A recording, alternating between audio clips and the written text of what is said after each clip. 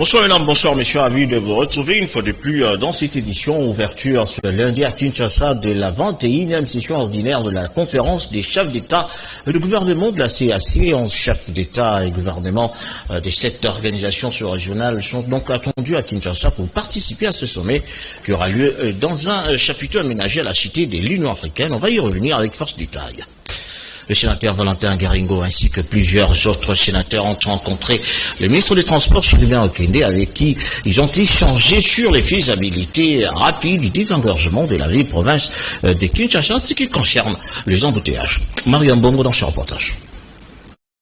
Décider de savoir un peu plus sur la difficulté de transport dans la ville province de Kinshasa. Quelques élus de Kinshasa, notamment les sénateurs, parmi eux le sénateur Valentin Gueringo, élu de la ville de Kinshasa, ont échangé avec le ministre des Transports, Sylvain Okende, ainsi que plusieurs sénateurs, comment mettre en œuvre rapidement les plans et stratégies pour le désengorgement de la ville province de Kinshasa. Le sénateur Valentin Gueringo explique ici en Lingala.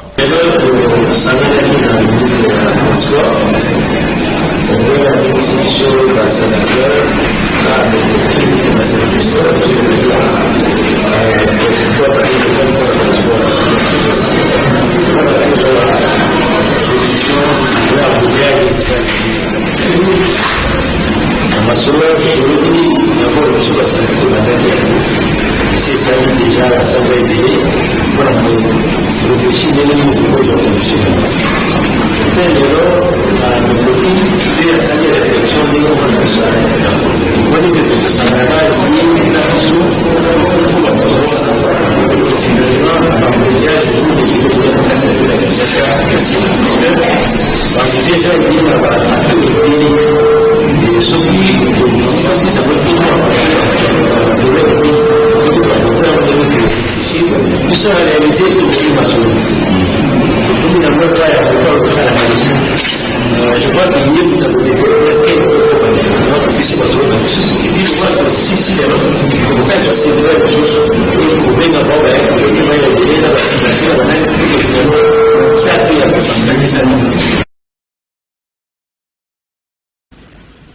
Écho des partis politiques, Yannick Samato, président de l'Avenir Bemba, a fait l'adhésion de plus de 100 personnes au sein du mouvement de libération du Congo. C'était à Yolo Kapela, dans la commune de Kalamo, en présence de plusieurs membres du parti. Image de commentaire.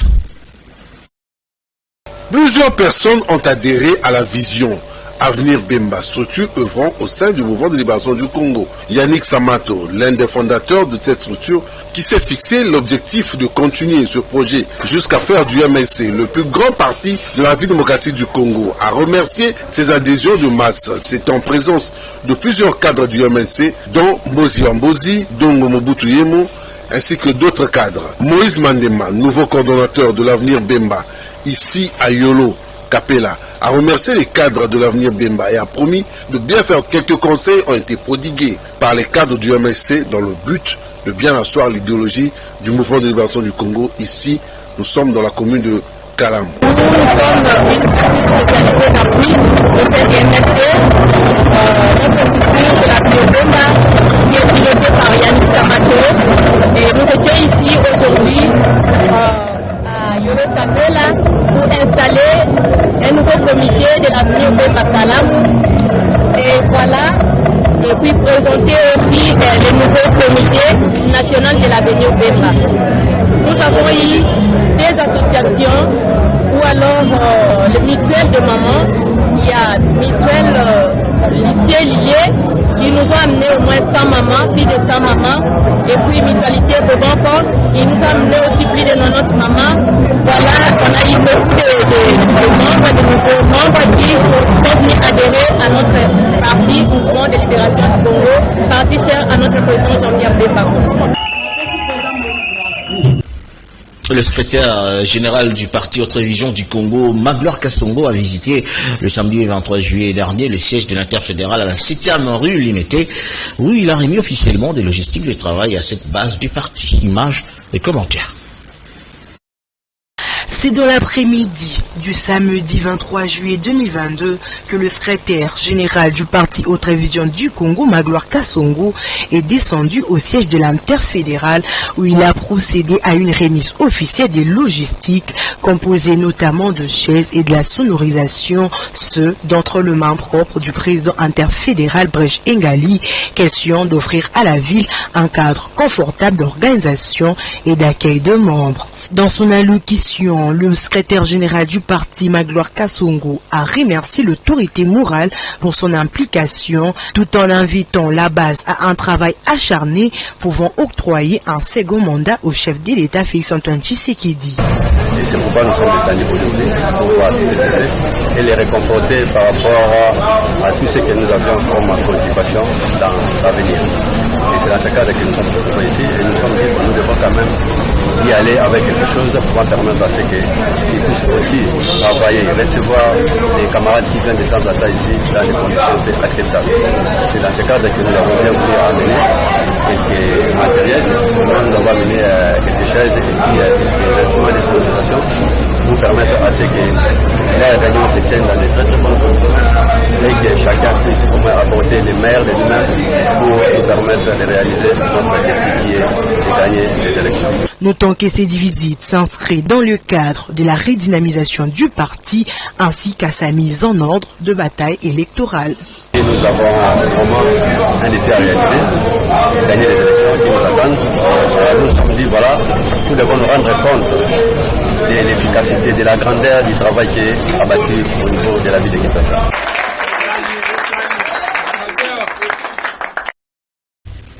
Les sorties médiatiques, notamment de l'ancien vice-président de l'Assemblée nationale Jean-Marc Aboun, du président du MLP Franck Diongo et du docteur Mukwege ont été l'objet de points de presse de la société civile de la RDC. Cette composante de la société civile dénonce avec véhémence les propos de ces trois personnalités qui, pour elles, ont tendance à démobiliser la population congolaise. Alain Oka.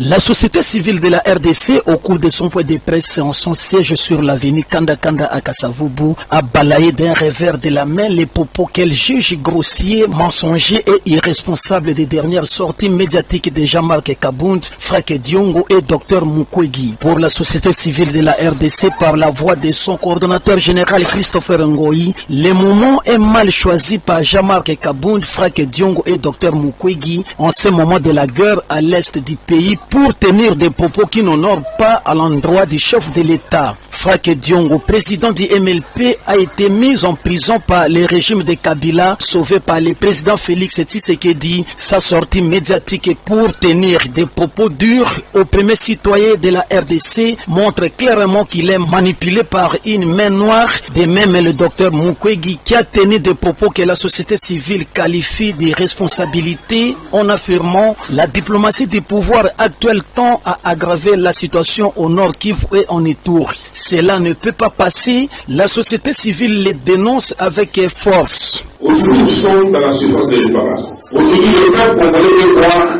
la guerre de l'Est se terminer. Mais c'est pendant qu'on tire tout le monde à l'égard à la pression exercée sur le Rwanda. Dans une certaine mesure, le Rwanda. Mais ici en interne, on veut dire au peuple que ce n'est pas ça la préoccupation. La préoccupation, écoutez, on vous gère mal, on vole l'argent, on fait ceci. Donc, oubliez d'abord ce qui se passe là-bas. Dans le speech, par exemple, de Jean Kabound, combien de fois c'était l'agression de notre ici?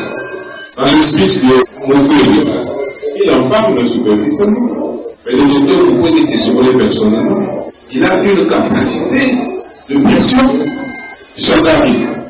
Au lieu de se montrer le fait que les pays est en guerre aujourd'hui, lui envisage même de faire la guerre, afin qu'il faut que la guerre se termine, lui va le faire la guerre. Tous ces propos pour la société civile de la RDC ont tendance à démobiliser la population qui soutient en 100% le président de la République face à la guerre du M23 et face à l'agression à l'est du pays par le Rwanda qui est aux côtés du M23. Ces comportements sont taxés d'antinationalisme pour démobiliser l'armée et la société civile tient à informer la population à ne pas faire confiance à ces propos et leurs auteurs qui seraient manipulés et instrumentalisés par les agents extérieurs et intérieurs. La gratuité de l'enseignement est un échec pour le président du MLP, Franck Diongo. Qu'en pensent les Quinois? Partagent-ils cet avis? Quelques parents interrogés à ces sujets ont donné leur avis. Je chante au micro de Christiane Zangabé et Shomi Kashiama.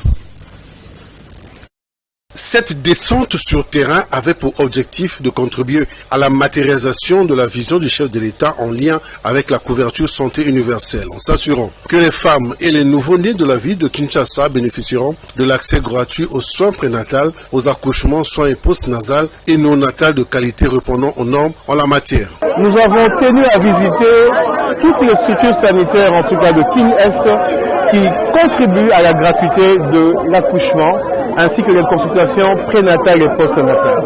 Il est important parce que vous savez que depuis le 30 juin, le chef d'État a promis à la population congolaise, en commençant par Kinshasa, la gratuité de l'accouchement ainsi que des consultations avant la naissance et après la naissance.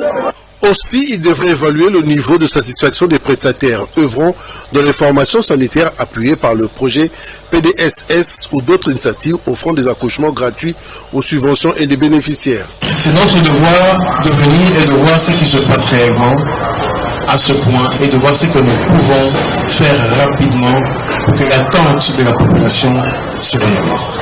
À l'hôpital Roi Baudouin 1 dans la commune de Massina, le ministre Jean-Jacques Mbongani a fait un geste de cœur à une vieille femme qui avait besoin d'une somme pour passer une intervention chirurgicale. Toujours généreux, le patron de la santé l'a remis sur le champ une enveloppe pour se faire soigner.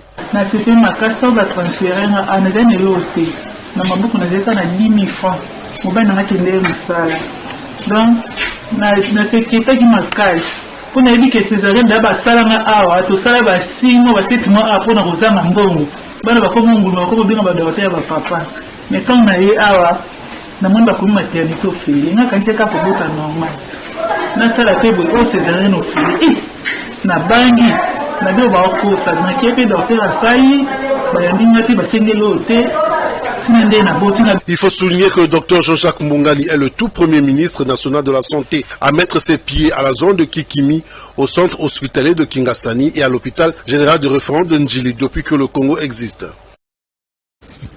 Voilà, c'était plutôt le ministre de la Santé, Jean-Jacques Mbongani, en visite dans certains hôpitaux de la place. On parlait de la gratuité de l'enseignement qui était un échec pour le président du MLP, Franck Diongo. Qu'en pensent les Quinois? Partagent-ils cet avis? Quelques parents interrogés à ce sujet ont donné leur avis. Chante au micro de Christian Zangabé, Shomi Kashiama. Les enfants ont été étudiés dans des écoles de l'État sans payer quelque chose. C'est déjà une réussite. Il y a ceux qui ont des enfants qui n'allaient pas étudier, mais pas avec la gratuité, ces enfants ont fréquenté. Pourquoi ne pas dire que c'est ça réussite? C'était une réussite, parce qu'ils ont étudié pendant toute l'année, sans payer. Vous voulez qu'on fasse encore quoi? Moi, en tant qu'étudiant congolais, j'ai vu que la gratuité a apporté beaucoup de changements dans notre pays. Parce que bien avant, vous allez remarquer qu'il y a des enfants qui n'étudiaient pas, il y a des enfants qui ne connaissaient même pas les chemins de l'école. Il y a des enfants qui ne savaient même pas dire I ou lire même papa. Mais lorsque le nouveau régime est entré avec la gratuité de l'enseignement, on a aujourd'hui des enfants qui étaient appelés auparavant les enfants des rues, qui sont aujourd'hui appelés des enfants non intellectuels parce qu'ils étudient. Grâce à cette gratuité de l'enseignement, ils savent déjà lire, ils savent déjà ce que dire papa ou maman.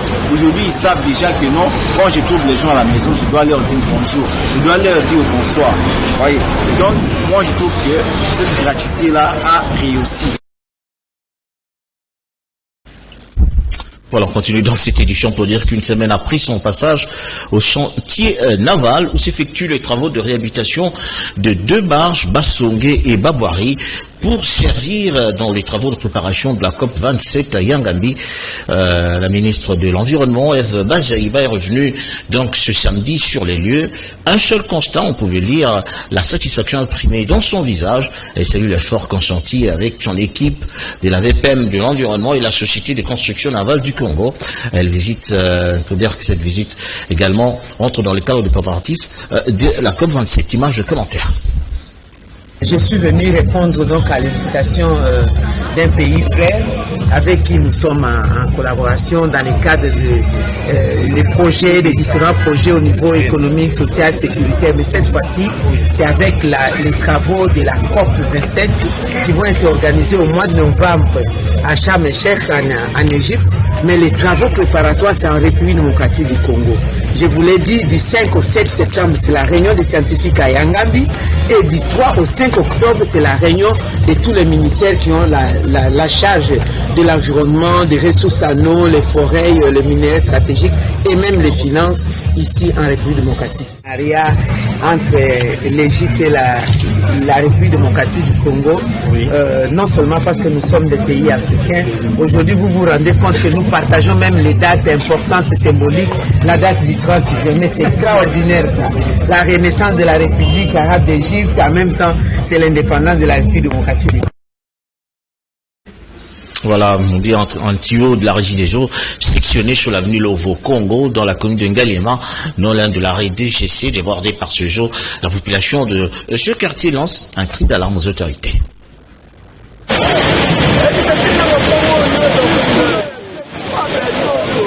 À force de rafistoler ce tuyau de la régie des eaux, qui n'a plus supporté cette énième manœuvre. Conséquence, ce tuyau est complètement abîmé, pour la plus grande déception des habitants de ce coin, qui avaient pourtant tiré la sonnette d'alarme. Ici, l'eau de la régie des eaux est gaspillée inutilement, mais dans les robinets, il n'y a plus rien. Ces déceptions, les populations l'ont fait savoir. Parce que jusque-là, je n'ai pas vu une seule personne de la régie des eaux.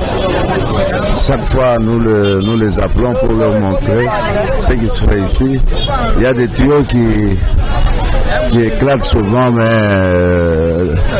pour cette fois-ci, vraiment, c'est encore un dimanche, ça ferait vraiment tout du mal parce que le tuyau a pété et puis les eaux maintenant coulent. Et puis dans cet hôtel, ça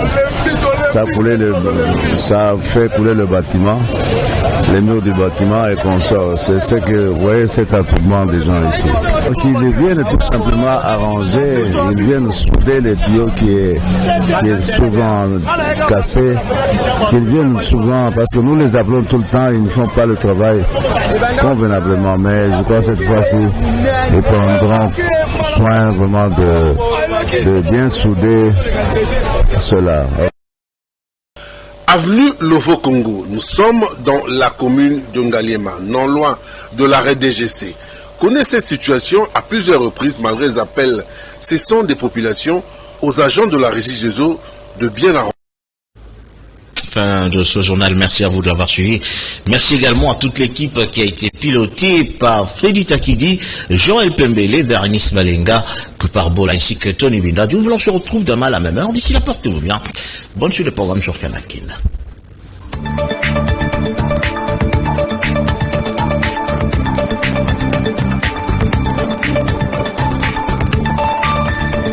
Je dois partir dans cette contrée lointaine que j'ignore encore.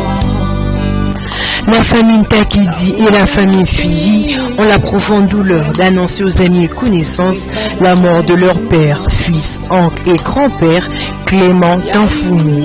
Décès intervenu le lundi 11 juillet 2022 à l'hôpital de Sète des suites d'une longue maladie. Les programmes des obsèques se présentent comme suit.